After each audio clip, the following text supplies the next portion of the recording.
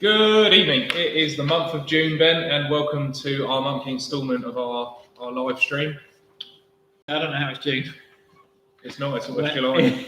Not now. Yeah, we obviously dropped these down to a monthly, just so we get the same questions over and over again, really, for a weekly. So I hope this works out better for everyone. We've done it a few times now. I think so. We've got quite a few questions this time, actually, which is good, and some new questions as well, which is always good. So, yeah, I mean... Shall we start with this rather lovely Imola Red M3 behind us? Yeah, we've got quite a few cool rare colours in the workshop, actually. So yeah, this is Jamie's car. If you have a look on our Instagram, you'll be able to see a link to his profile. Yes, a nice bit of kit, basically. AP big brakes, KWs, I believe it's on, caged up. You know, nice pair of sparkling seats in it. That's quite a simple recipe, actually. It's a lovely looking car as well. Yeah. Polycarbonate rear windows, which look pretty racy. Carbon front wings. Carbon front wings. And talking of carbon, what are we fitting under the bonnet? So we're fitting a Carbonis airbox, so their race version, which doesn't have the sort of separate snorkel there. OE sort of CSL style box has. It's just this huge carbon trumpet, basically, on the front. The noise they make is absolutely insane, and they just work really well. The quality is a nice bit of kit. We get to see a lot of carbon bits that aren't barely carbon, really. I think could be. They think they're fiberglass. Yeah, I think it's the problem with carbon, isn't it? Sort of come this thing, and as soon as something becomes like a thing, it just gets ripped off and replicated with stuff that then just taints the rest of the market. Yeah, which is a shame. And even stuff that is carbon can be made quite well and it's okay. Yeah. But the Carbonis stuff is just everything's perfect. Every time I get a car in with one, you just know it's going to come apart nicely, go together nicely. Yeah, it fits really Nothing's good on going to snap when you touch it. As with other ones, they can be so fragile where they're just sort of wrong. They don't fit well. One air filter change on them, they'll start cracking around the corners, and it's just terrible. Yeah. So I think a lovely product. Yeah. Very happy to be fitting them. Also got Dave's car over that way, Dave's E36 M3. That's got a Carbonis airbox on it. It's the stuff to go for. It is the stuff. I can't really sing its praises enough. Obviously, there is cheaper stuff out there, but why would you bother? They've just released as well. Well, just released. It's been out for a while, but just really sort of updated and improved their S65 airbox setup. So it's the airbox, sort of front piece, the elbow that feeds into it, and the airbox lid, which I'm very much looking forward to fitting some of S65s with carbon airboxes. Yeah, they sound so good. We did the Venturi one as well recently. Again, their stuff very nicely made, and the noise of it is fruity. Yeah, extremely. So if you have an E92 M3 or E90 M3 or E93 M3, and want it to sound the way it maybe should have done from the factory, I mean they sound great as it is, but definitely have a look on our website and have a look at the carbon airboxes on offer. Of course, if you are watching and you have got any questions for us tonight, don't forget to just type in the comments and we'll do our best to answer them. Obviously, we've got many have come in, so get in quick before we miss them. Yeah. But obviously, we've had quite a few come in already, Ben, so should we get the ball rolling? Yeah, I think most of these are from Instagram. We've got another couple that people have popped in and asked that I'll throw in along the way. Let's start from the top. So E24 Tom.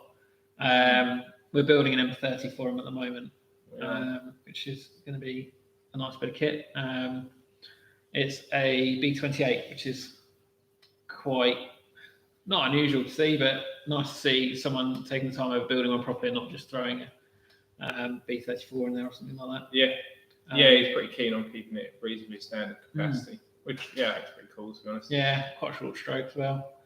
It tends to be a little bit revvier than the bigger sixes, but What ECU would you use for an M30 with ITBs? We get asked about ECUs a lot. It's a difficult one to answer, to be honest. ECUs are generally, the more you spend, the better they'll be, pretty unanimously, and the more capability you have. So really what you want to do is perhaps look at how much you're willing to spend on it, and what it can do, versus what you need it to do, and then scale it back to what you need. But a better ECU will work better. There's no kind of shortcut to it, really, unfortunately. I mean, we're doing Ian's E28 at the moment. Yes. He's got an Emerald ECU for it, full loom and everything. Guernsey properly bodies he's running. So Which is, no, RHD. RHD, you're completely right.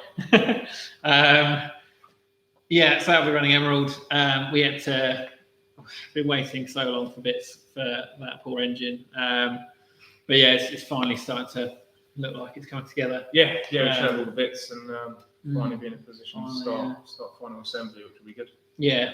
So once it's up and running, in all honesty, I'm not sure how much work we're going to need to do with the Emerald before it just goes up for mapping with them. But yeah, it'd be interesting to see actually how it all goes together.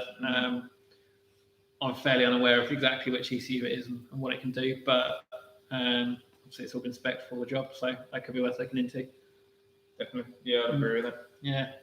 I think in the ultimate dream world, you get a full Motec set up, and then you could do literally anything on it, but it's just completely unnecessary on a road car. So, yeah, the more you want to spend, the more you can do. But yeah, there's always going to be a slight compromise, isn't there? Especially if budget comes down to most of the time. Yeah, and certainly those old cars really will benefit from a decent ECU and injection. So, Bill's 8787, our friend Billy. What is the best modification / upgrade you highly recommend for the E46? He has an M3, so I'm going to narrow that down to M3. Repeat the question again for me, Ben. Sorry. What is the best modification / upgrade you highly recommend for the E46 and M3? Interesting one. Yeah.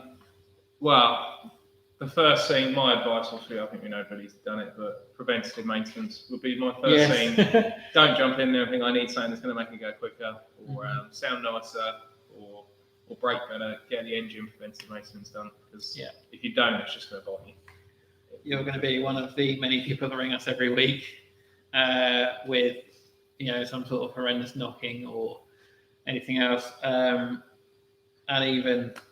To be honest, it comes down to, even if it has been done before, potentially make sure it's going back over it, make sure it's been done properly. Yeah, we see plenty that they'll look good on paper, but actually when you get in there, the work hasn't been done to a very good standard, and it's almost worse than you can end up doing a lot more damage than people intend to by not knowing what they're doing with that sort of maintenance. Yeah.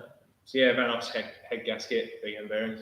But assuming, engine's all sweet and been looked after, I'll probably go back to Carbonium airbox for me. Yeah. Bit of a performance gain, hell of a noise gain. Makes the bay look a little bit nicer than the sort of injection molded plastic item that BMW came up with. So that'd be where I'd throw my money in. Yeah, well, that's exactly what I had in mind as well. The noise. Just the noise. Just does enough. I don't care what it looks like, but I don't justify anymore. Once you've heard one, you'll be like, the noise. I mean, there are, I was going to say cheaper, I'm not sure they even are, but there are other ways of getting loads of induction noise, like running open trumpets and stuff. But having tried that myself years ago, actually, I could talk for hours about why the airbox is there and its function, the volume inside of it, and what that all means, versus just running an open trumpet in fresh air that's really not going to do a lot.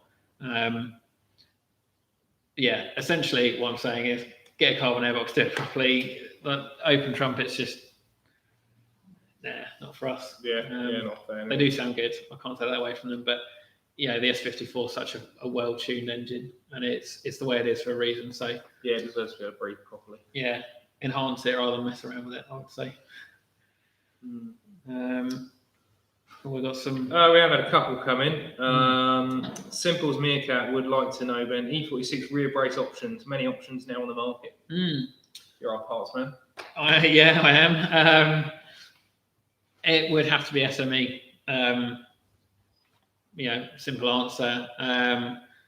The idea for that sort of setup, I know there's been various ideas for a brace in the back. I've seen them with sort of hinges and joints in them, and to be honest, the way I see that from an engineering point of view is if you can't make something fit perfectly, make it adjustable. For bits like that don't need to be adjustable. The SME braces fit absolutely perfectly. They weigh absolutely nothing, and they make such a huge difference to how the cars drive and the kind of rear end feel and stability. And there are companies out there now that have kind of copied SME's work, but SME did it right the first time. They did all of the research, all of the testing with it, and they have the best product at the end of it. So. Yeah, and like anything, they're a little bit higher priced because they're made out of a decent material. It is lightweight. All the copies are, they look the same. But the tube is, 3 times as thick and half as strong. So yeah. And we can. I don't want to sing your praises further than I should, but Alex has spent quite a while building roll cages in the motorsport world. And you can appreciate a nice bit of work and the choice of a good quality tube in T45 in that case, and they're just nice. And you can also there are a few extra options now for extra bits of brace, and extra down sides, and one that sits under the floor skin. And Chris at SME has also put together a really cool sort of roll cage setup that all integrates into that. Which, if you're going all out, that's the way to do it. Yeah, and of course, Chapo asked that question. So he's been looking at that stuff, and obviously we can get all those bits in from. We can, available on the website. We've got various bits in stock, which of SME, but anything that's not in stock, either place an order and we'll get it sorted as quickly as possible, which usually doesn't take long at all, or just drop us a message or email, and we can advise you on what to go for and any lead time involved. And they are based in South Germany. Yes. Yeah. Chris lives basically at the Nürburgring. I don't know a hell of a lot about his history, to be honest. I've known of Chris at SME for a long time, but he does some really high level fabrication bits that can't really be talked about outside SME. He 100% knows his stuff. He lives out there for a reason. It's not just because he likes the Nürburgring, it's because he works out there on development stuff. So it's just a proper product. Decent development. It works out what works. Yeah. Stuck with it. Yeah. Of course, we had a comment about that question, Ben. Rear trailing arm bush kit and solid subframe bushes made a nice difference to this chap's E46 M3. Also, he's not rating the standard front brakes. Agree with you. Start pushing and driving the cars hard. It's it's quite a heavy car, really. Maybe not by the latest modern standards, but there's a fair bit of weight to it. An E46, especially if it's got full interior and everything. And those brakes are good for the road, but as you start using them on track or driving really hard, they're just not really up to it. So Jamie's car has a AP Racing brake setup with touring car discs and pads and whatnot. He can lean on them all day, and it's well worth it. No, I don't think anything makes you quicker on track than actually having faith in your brakes, to be honest. Really lets you throw it in, doesn't it? Cool. That's about it. Cool. That's that question. Half Dolden, who I can't remember what engine that was about. We have B34.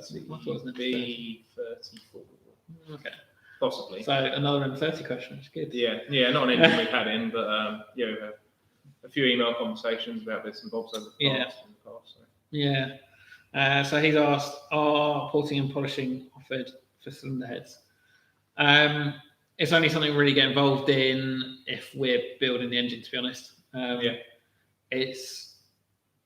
It really needs optimizing correctly for what you're doing with it, and it would go against everything we work for to do things correctly, to just pour and polish heads and send them out. But yes, we do. We've done a nice N54. Our engine builder Chris, who isn't here this evening, but yeah, he's very well experienced with porting and polishing and all the maths involved. I think it's easy to look online and think you just go at it and take everything out. Yeah, it's one of those things that can easily cause a lot more damage. Yeah.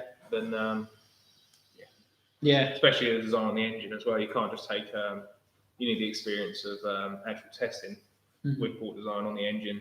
Yeah. Inlet manifolds as well, and sort of moving it all into one. You can't take the theory from a different engine and then put it into a different head. It doesn't always work quite like that. Yeah, there's rules of thumb to go by, but it's not the full picture. In short, which is where things like CNC porting come in, having that consistency. Once you've got a program that works, you can just repeat it over and over again, which is such a huge advantage. Engines like the S54 have got CNC ported inlets from factory for that very reason. It's repeatability. If you're doing it by hand, you throw a bit of a world of unknown into it unless you know exactly how and where to measure everything. So, definitely. Those would be my tips. But so yes, we can, but only as part of a full engine build. Jim Hunt, E30 M20 track car. Your recommendation for more power, engine swap or turbo, or both maybe? Probably. All comes down to budget, doesn't it? Really, but M20s are quite cool. I like them. It's quite cool to push them for bigger power, but it's not as easy. Is it? Probably it's just swapping something in. But it all comes down to budget. Yeah, definitely. I have to say we'd probably both recommend against turbo generally. Especially a track car. To actually get a turbo set up running right and fitting in the car properly, not just sort of bodged in there, just takes so much time, development and money. If it were me, to be honest, I would put an M52 B28 in it with an M50 manifold, decent exhaust. Yeah, keep it all pretty much standard. Yeah, and it will probably use it. Yeah, baffle the sump. We do baffle kits, got a couple upstairs. But yeah, they're pretty hard to kill, to be honest, unless you overheat it. They're lightweight. They just tick all the boxes. Yeah. And 200 odd horsepower, a bit more in a E30. Yeah, it's enough. Yeah, it is really. It's plenty to enjoy it. That'd be the recommendation on that one. I'm glad we pretty much agree. Kelsey 1.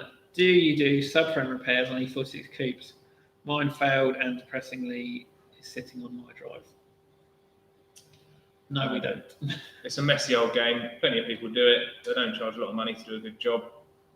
So let their workshops get covered in under seal, rust and grime. Yeah. And we'll keep ours nice and clean. Yeah, pretty much every car in here all times is in for engine work of some sort, and we keep a clean workshop because there are engines in here, potentially open. Everything gets covered. We've got a clean room for proper engine builds. We take those measures, and it would be an absolute waste of time if we then just covered the workshop in under seal. So no, not one we do. We do all the bits for it, but not a service we offer. And that is the end of that, I'm afraid. E30 boosted. So that's Dan Ashford, whose engine we're building at the moment. Has some nice bits turned up for today. Any recommendation for trusted tuners? We get asked this a lot. Yeah, it's a question we get asked a lot. Yeah. Every other day, it seems. It is really difficult. The world of mapping, much like the world of engine building, is a nightmare because if something's not built right, it won't respond well when you're trying to map it, and then the mapper looks bad, or likewise, if you've got a nicely built engine, which Dan will have, an M20 going back to, that, you know, we measure everything, we check everything, we do everything so that at the end of the build, we have a sheet that says exactly what the engine's been built to, and it has been built correctly. And that's that. And unfortunately, in many ways, part of the reason we have to do that is that it could then go off to a tuner who throws far too much fuel in there, or too much ignition timing, too little fuel, too much boost. You know, anything can happen, and those elements can so quickly kill an engine build. Yeah.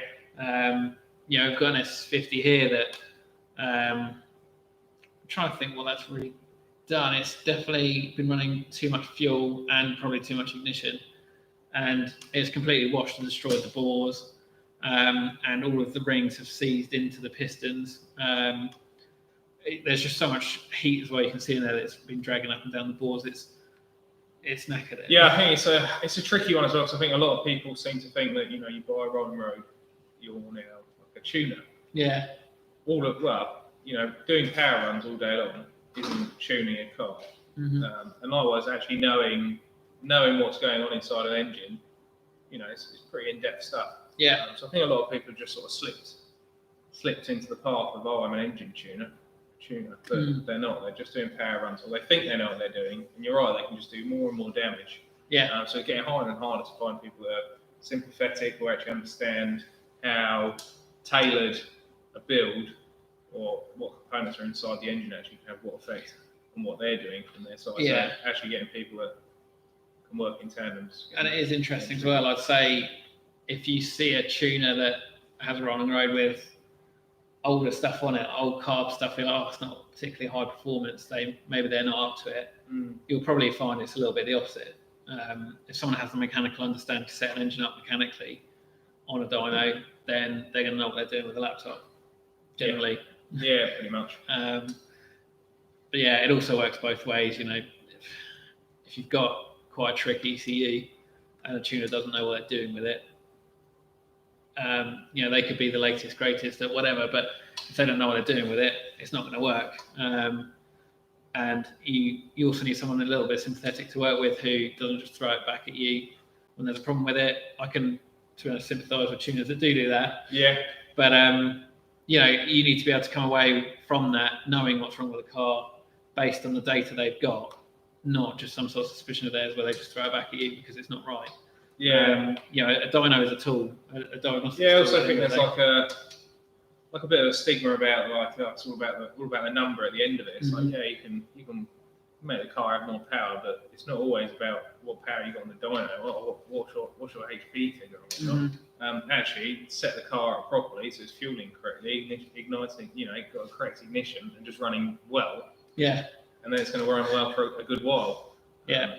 So it's, not always about the figure on the sheet of paper at the end of the day. And I think it's been seen many a time where, a car will go on the dyno and it'll make a great figure and it'll be really fast, but it blows up a few weeks later. Yeah. And it's assumed that because it was a few weeks later, it can't be a tuning issue, when actually. Yeah, I mean, let's just wind the ignition parts up, you know, lean it out. It's going to make good power. Yeah. It's going to make good power until there's no piston left. It's just detonated and detonated. Yeah. And just finally let go. And I'd say 9 times out of 10 as well, problems are exactly that detonation. You know, too much ignition timing.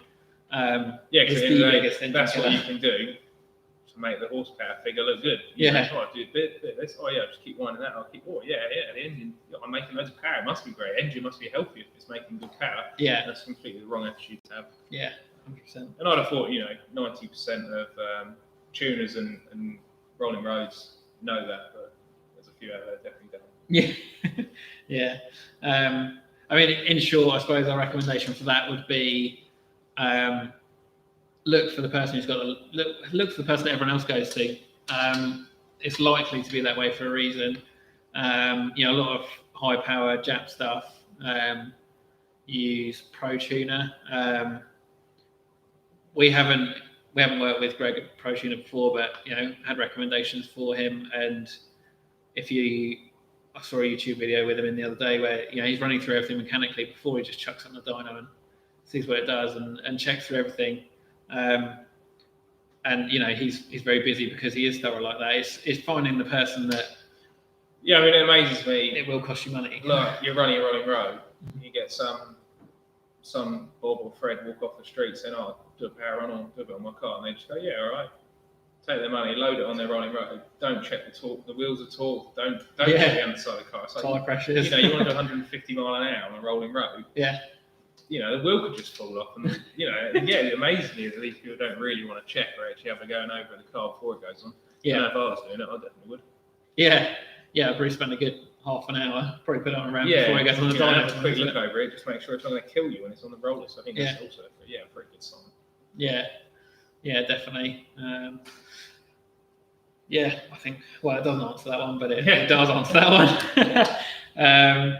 If anyone's had any bad sort of tuning experiences, you don't need to name names, but do feel free to comment. We can hear a couple of stories. We don't like to see anyone sad at the end of anything, but at the same time, a story about been there, done that. Wheel came off on the motorway. Oh, good effort. That's not ideal. Shouldn't laugh. Were you okay? Have you still got all your limbs? Yeah, hopefully you do. Right, next question. Calvin Pritchard. So Calvin's car's booked in 2 weeks. 2 weeks, I believe. Schrick have recently-ish released some cams for the S55. They are 238272 duration. Standard N55, S55 cams are 255261. Lift is increased from 9.9, 9.7 to 10.6, 10.5, so about an extra mil of lift. Why would they go lower on the intake duration but higher on the exhaust? How will this move the power band? I guess different cams have different criteria for a turbo engine than a naturally aspirated engine. I hadn't noticed that bit at the end. Cam was also asked if we can port heads. Already answered that. Oh, there you go. Yes, we're doing a full build. So Calvin's got an N55 135i from memory. Similar, apart from Valvetronic, pretty similar head to the N54, which we have done. In all honesty, cam duration and lift, I have a cam here, which is a really nice cam. So this is a Schrick S14 cam for an engine we're currently building. It's just made so nicely, done properly. So there's a lot of misunderstanding about how cams are rated. In all honesty, I haven't had a good look at the Schrick S55 cams because they're not in their online catalogue yet. But the way cams are essentially measured is it'll tell you how many degrees of crankshaft rotation it has a certain amount of valve lift for. So generally that would be 0.1 mil, but what you need to do is check that you're comparing like for like. If you're comparing a metric measurement, so say it is 272 degrees at 0.1 mil lift, that means that there is 0.1 mil lift or more for 272 degrees of crank rotation.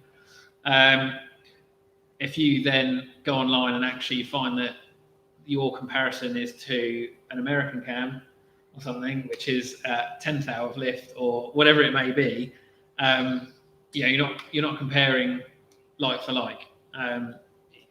It's difficult as well. Cams aren't exactly a linear kind of graph to the lift, so it really there's no way of converting it over and thinking you might have the right figure, because unless you have a graph of that exact cam lobe and lift for it, you just can't compare. So my recommendation for that would be, first of all, go through exactly what's been measured and where. I know in Calvin's email he mentioned it in an American forum that had measured the standard cams for their duration. So make sure that it is at 0.1 mil lift or whatever your measurement is, and that you're comparing like for like. Otherwise, it's all completely meaningless. I don't know about those cams in particular, but my advice would be check that they've been measured properly before you start worrying. Obviously, they're a little bit strange in that with Valvetronic, it changes things quite drastically. So where they can change the lift on the intake cam, it kind of means that you can do some pretty clever stuff with it, and it's not as straightforward exactly as just getting more direction and lift out of it. So yeah, it's a pretty long-winded answer that one. Yeah, well, no, I mean, yeah, as you say, like bringing Valvetronic into it, obviously, yeah, it does make everything a little bit different. You have to throw sort of what we know about camshafts out the window, and you've got a sort of secondary sort of system that they run. Yeah, essentially got ECU control valve lift, which is Well, and mentioned tiny. that 25 years ago, and thought, oh, Yeah, pretty wild. So yeah, it's cool. yeah, very. This is one for you, I reckon. Bum, bum, bum, bum. Asho._.0. That's maybe meant to mean something. I don't know. Do you do anything with the M57 engines? Oh, no. No. It would be cool if we did. Did a swell flat delete on a couple. We did. We lie. No, it would be like I love diesel stuff. That's about all I've got. I love it. It's not something we do.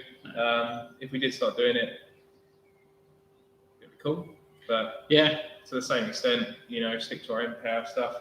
Yeah, you've got a little diesel project of your own. Yeah, I've got the PD 130 swap Renault van build going on at the moment, ever so slowly.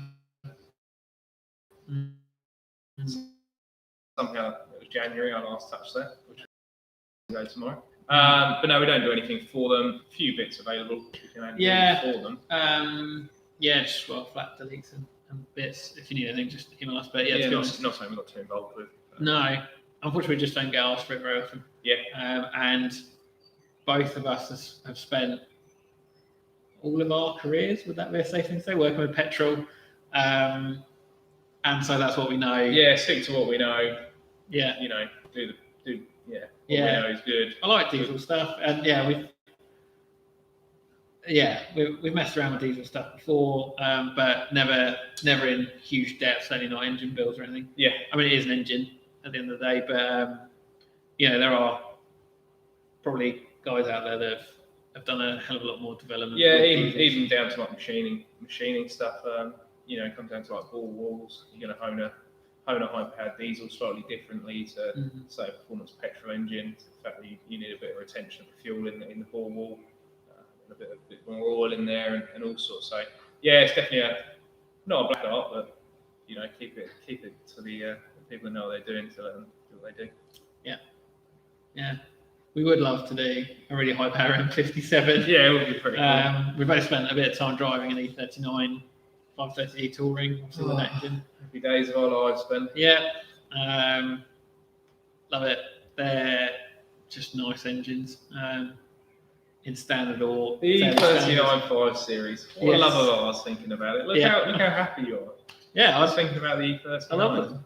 I am going to put it out there. Go on. Best 5 Series ever made.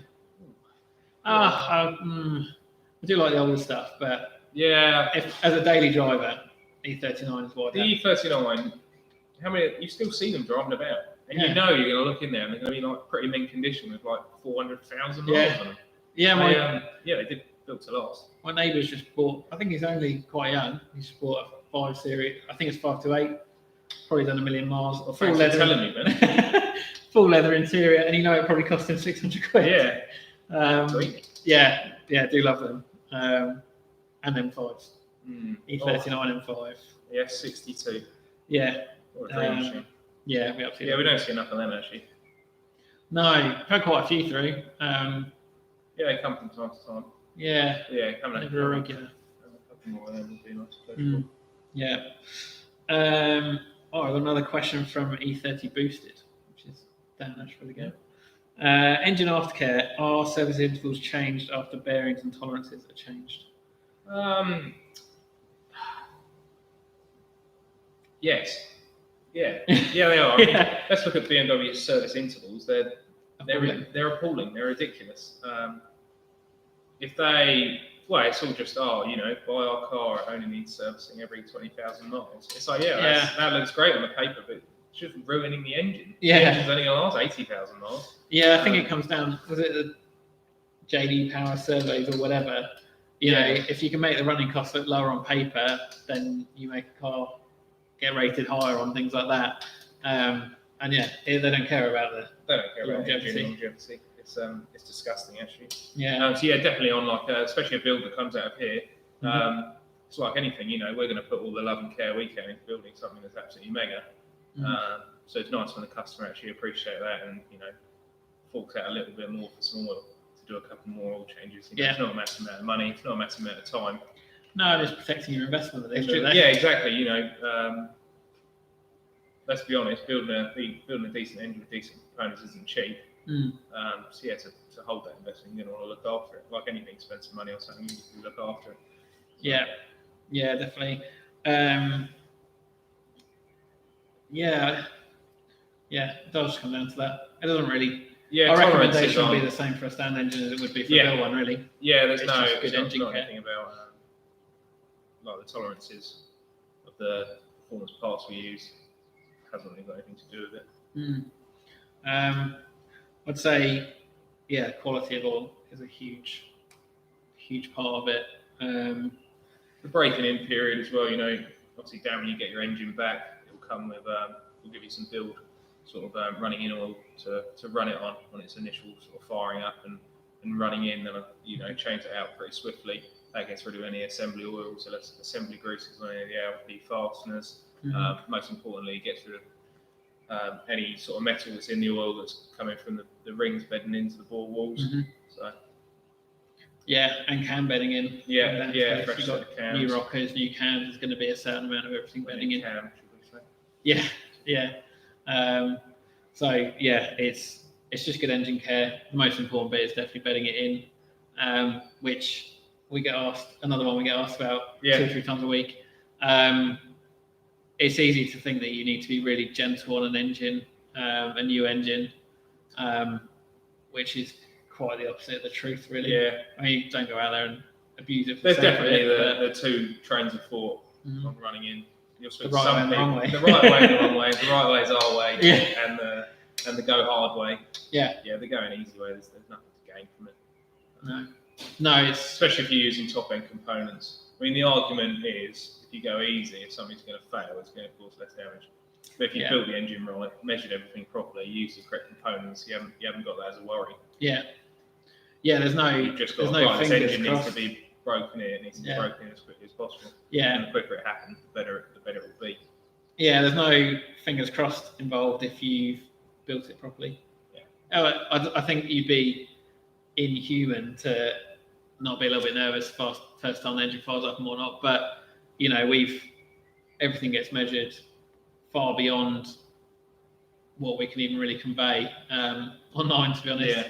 There are hours and hours and hours of measuring that go into an engine before it even starts going together for the last time. And once you've done all that, you know you've measured it right, you know exactly what you've got, you know it's built right, and you can lean on it pretty much straight away with confidence. If an engine's put together without measuring bearing clearances, or it's a little bit different in our case because obviously our machine shop is in-house, but you know if you just build an engine trusting that the machine shop's done it right, you don't really know what you've got, and so of course you'll be nervous turning that key for the first time. Definitely. And it also comes down to, again, that engine longevity thing of an engine that's built right and mapped right won't have a problem for a long time, whereas you could build an engine to an okay standard and it might be really good for 20,000 miles, but then you start finding where actually there are shortfalls. It's not it did a good dyno run, it's a great engine. It is a longevity, which is exactly why you put in that extra work, and it pays off. For sure. P44 RPA. Parpa. Maybe. Parpa. Is that an Italian dish? Parpa. It could be short Greek. one. Could be Greek. Parpa. We'll have the feta Parpa. There you go. Is the crank hub fix for an M2 comp adequate for stage 2, or is it better to go for the full replacement? You have some props. Ben's got props. We'll pass over. I'll hold the paper. Right. We'll start with the. I will also mention that I think there was I don't know if I typed it wrong or whether the question was slightly not wrong, but typed before it could thinking be. properly. Yeah, a little bit. So when it mentions, is the crank hub fix enough? So yeah, we've got two fixes really on this. Yeah. 65, the And crank hub they are two separate issues, I'd say, rather than being that or that is that or that and that. So, and of course, we can chime in if you want more detail. Yeah, actually, that's a good point. videos over on there, so we'll go through it here. But if you really want to know the ins and outs, head over to the channel and have a little look, because you've done a couple of videos on sort of the shortfalls of the design and what our options are to fix it. Exactly that. So your standard crank hub, this is a VTT one, which is what we use, which if you go to our video, we'll explain why you should fit one of these and not one of the other pinned ones or anything like that. So your standard crank hub, I'll go a bit closer, doesn't have these splines here, and also this sprocket isn't one piece with it, it's all separate parts. So all that's holding that into the crank and stopping all these bits spinning, this spinning, the sprocket spinning on it, there's another sprocket that goes here, is how tight the bolt is, clamping that against the crank. They do have diamond encrusted washers, which are supposed to really help with grip, and they do. To be honest, they're far better than people think they are. However, it amazes me. Because when you actually think about it, a chain drive with nothing, just nothing, other than these diamond encrusted washers. Yeah. The amount of torque that's actually going through that sprocket, it's quite impressive. Yeah. It wasn't good enough, but and it is I think a lot of owners get angry about BMW having done that, and actually it's not that only BMW do that. A lot of manufacturers do that, and it works just fine. I think, unfortunately for BMW, obviously they're generally on engines that are producing a lot more power and torque than other engines that use that method, and it's just not really up to it.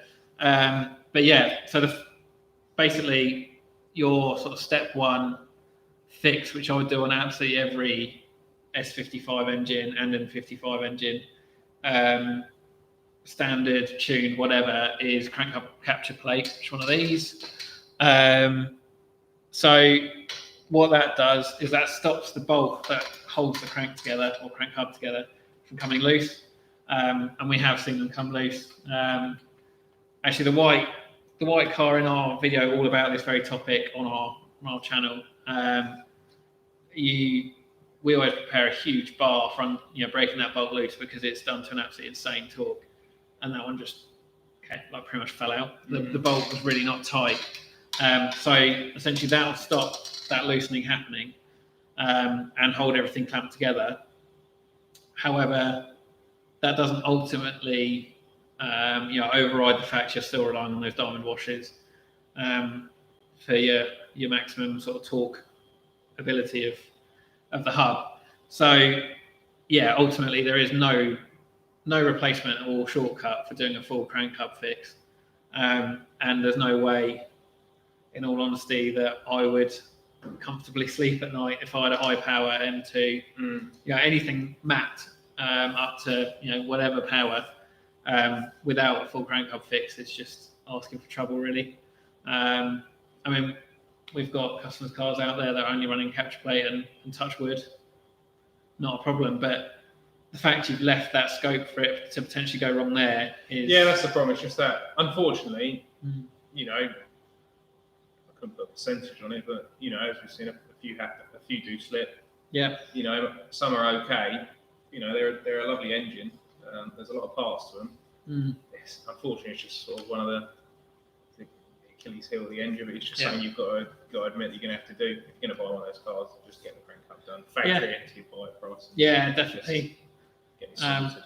It is just peace of mind. It's like doing the bearings on E46 M3 as well. You can leave it longer, but then every time certainly, we both have a lot of mechanical sympathy. Yeah.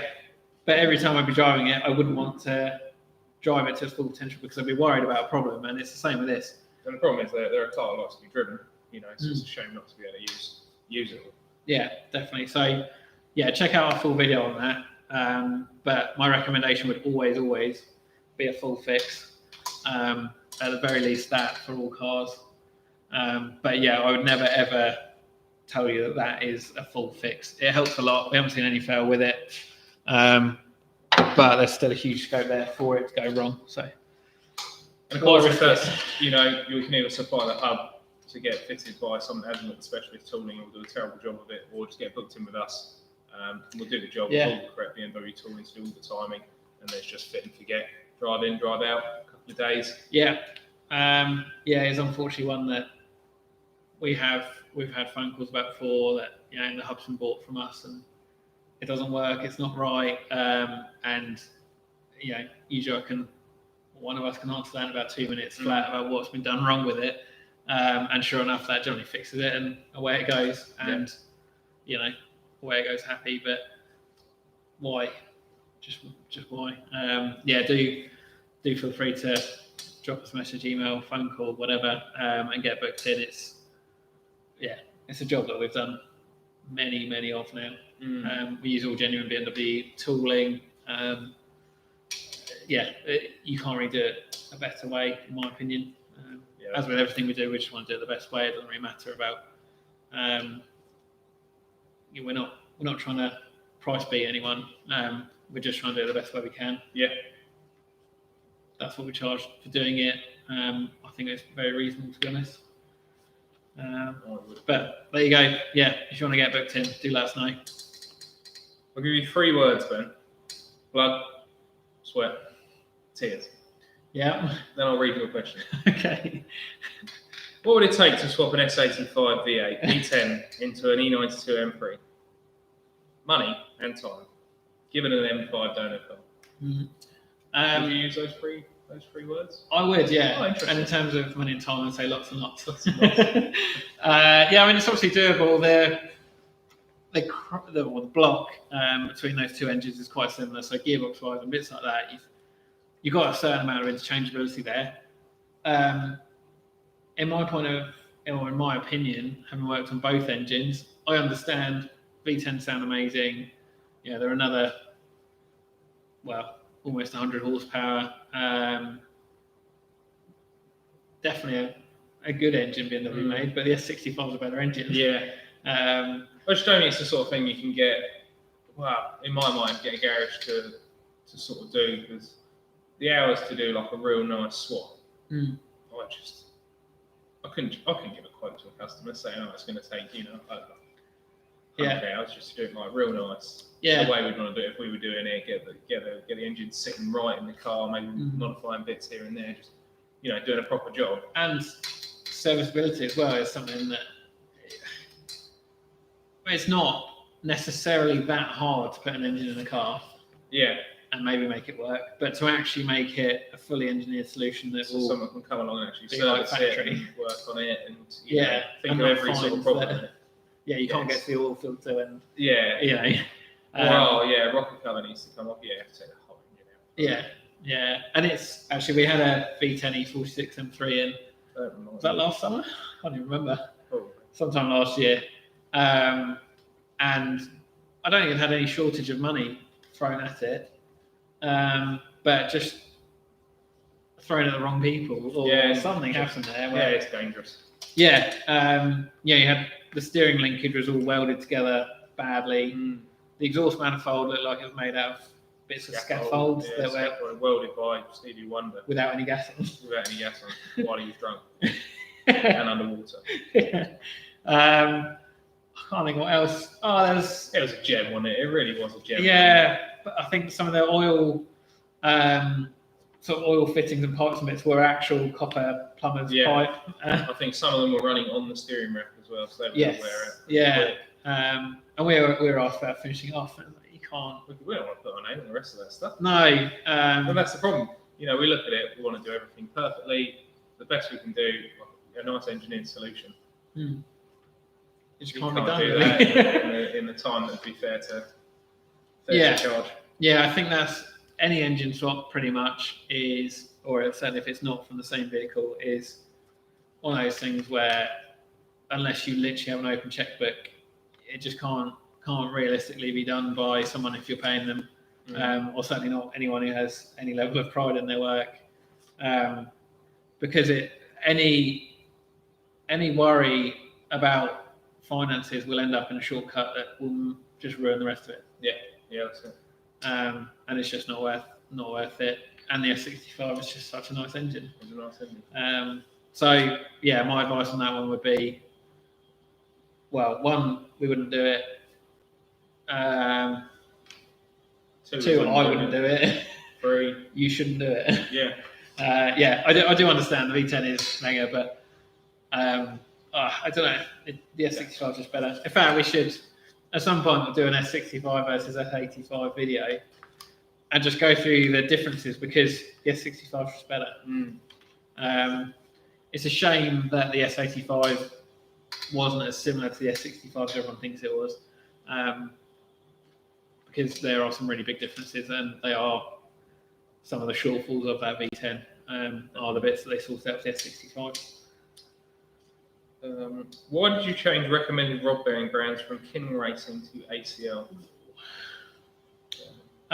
We've been an advocate of ACL probably for the best part of a year now. Yeah, I'd say it goes back further than that, but King were our preferred. Yeah.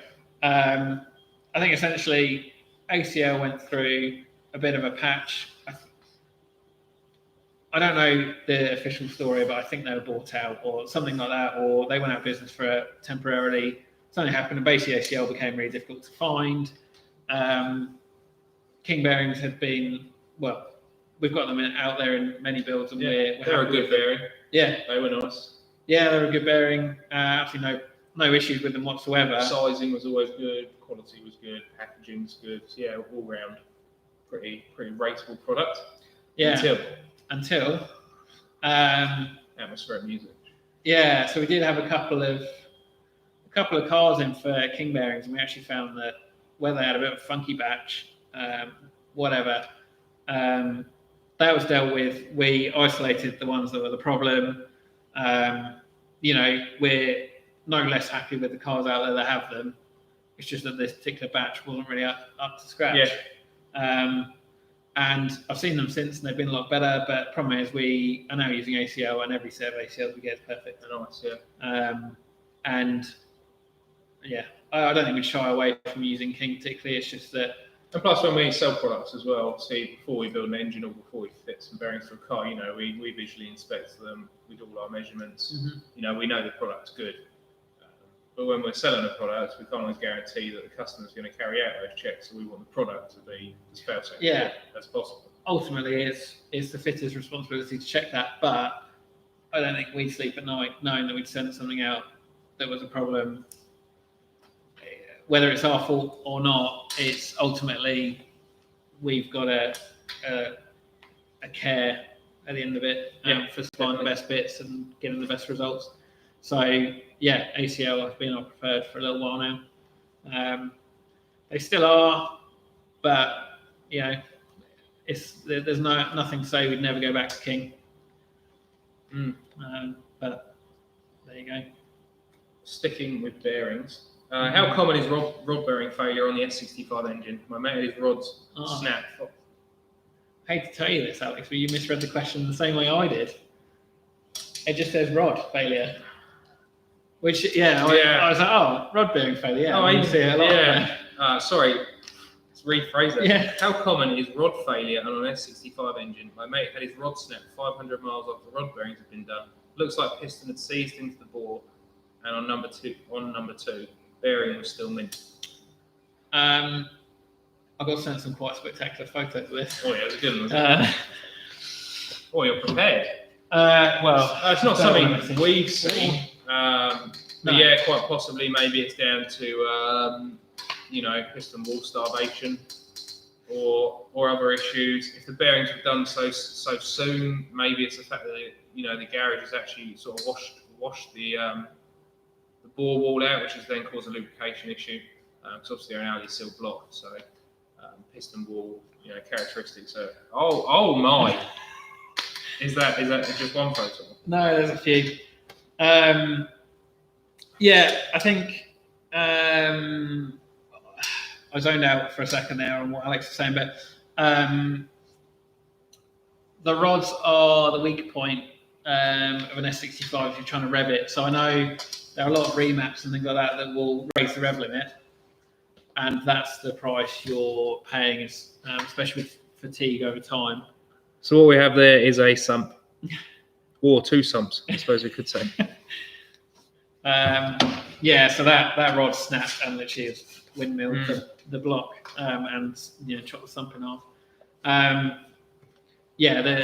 Ultimately for a sort of racy S65, I wouldn't be using standard rods because they're actually a really nicely made rod, but when it comes to high res for extended periods, they are the weak point, and exactly that will happen. And it's generally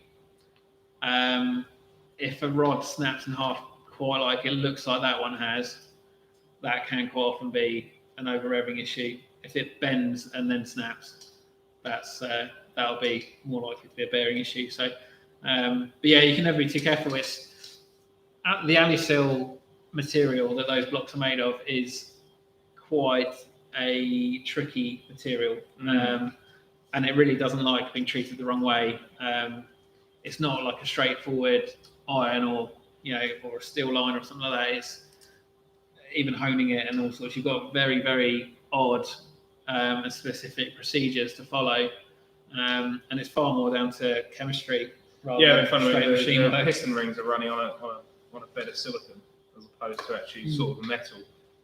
So your oil retention is sort of happening in the valleys underneath that silicon plateau, as it were. So yeah, it's quite a lot different to all other honing that's ever happened. So it's cool tech. It works most of the time. I'd even. It's difficult where if you're doing the bearings on one of those, you don't want oil dripping in your face all day. But at the same time, if you just go in there spraying brake cleaner everywhere to sort of wash out oil, especially on those bores, you could well be then facing issues. So difficult to comment on that one exactly. To me, it sounds like a more of a fatigue issue with the rod than anything else. But who knows? But yeah, I'd be very, very careful with Alisil. Last question for tonight is from F80_Ben, who has just said more C90 burnouts, please. Well, that's your department, really. This is the Hack Engineering postal bike. So some orders end up going up to the post office. Small little bits and bobs, seals and stuff go by Royal Mail. So we have a Hack Engineering post bike, which is the C90, which might get abused from time to time, which it might be what he's mentioning now. I don't actually know who F80_Ben if anyone's had a Honda C90, so you definitely do. I definitely don't know what he's talking about, who he is. If anyone's had a tiny motorbike for doing stuff, great. It's a powered bicycle. Just I've got to pop to the shop, throw a helmet on, right up the road. Yeah, and it will literally do 40 mile an hour, maybe 45 flat out, downhill slightly. So you've got to try and aim to do flat out everywhere, around that bend, 20 mile an hour bend. Yeah, commitment. Great for picking up takeaways. Great for going to the post office. Great for picking up women. Yeah. Actually, thinking about it, there's nothing it's not good at. Took it to the pub once. Everyone admired it. Fish and chips. You picked up some fish and chips. Did. Everyone admired it. That's our little post bike. Yeah, it's having a couple of engine tweaks at the moment. So I think unfortunately age got the better of it a little bit. Even though it's done no mileage, stubborn fasteners and whatnot. Unfortunately, have led to some surgery and also a little fabrication project. Alex is, I think, trying to see how many items of luggage he can fit on a tiny motorcycle. I will do a video for it. We will. I don't think I'll do burnouts with that much weight on the back. There's not going to be any weight, but it's lightweight aluminium fabricated parts. We'll do a little video on the post bike. Problem is, Ben, if there's a lot of deliveries, we need a lot of space to be able to take in deliveries to the post office. So. Very true. Righty ho, that comes us into an hour into our Blimey. show tonight. Time flies when you're having fun. Hey, well, at least we're having fun. I don't know about anyone at home. Yeah, I did see a comment. I think it was about Boothfield just saying Reddish, which we would 100% stand behind. They're the guys that have been doing it. Or the stand longest. under, I suppose. Stand under, yeah, yeah. They're the guys who've been doing it the longest, and yeah, they do an absolutely beautiful job. Known James for a long time. Yeah, the underside restoration stuff's mega. Yeah, and it doesn't come cheap, and I think people grumble at that, but actually, it's so much work. Yeah. I don't. Oh, I envy them. No, I wouldn't want to. Leave it Well, to- I wouldn't want to do it, but at the same time, I wouldn't. Yeah, we've done some smaller projects of that ilk, and the way they add up is makes the cost of that kind of work completely understandable. But yeah, very worthwhile. It's nice. But yeah, I think Righty ho, we'll we'll call that a night.